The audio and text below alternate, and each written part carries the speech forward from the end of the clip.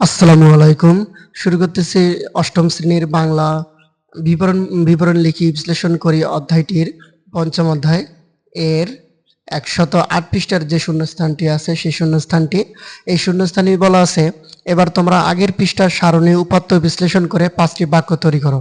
অর্থাৎ এর আগের পৃষ্ঠায় যদি আমরা যাই তাহলে এখানে একটি সারণী দেখতে পাচ্ছি, যেখানে কয়েকটা দেশের নাম আছে এবং তাদের খাদ্য, তাদের পোশাক এবং বিনোদনের পার্সেন্টেজ দেওয়া আছে।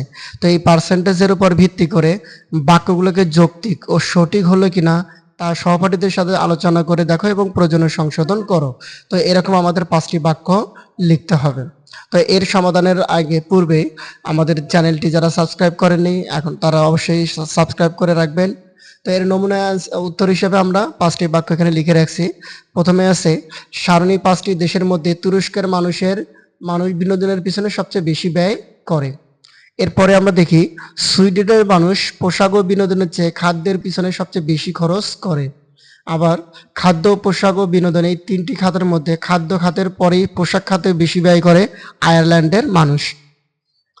স্পেনের মানুষ পোশাক ও বিনোদনের চেয়ে খাদ্য খাতে বেশি ব্যয় করে। এবং সারণীর ৫টি দেশের মধ্যে পোশাক খাতে সবচেয়ে বেশি ব্যয় করে ইতালির মানুষ।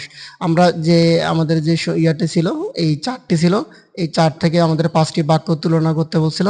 তো এইটি হচ্ছে আমাদের নমুনা সমাধান। সবাইকে ধন্যবাদ। Thank you.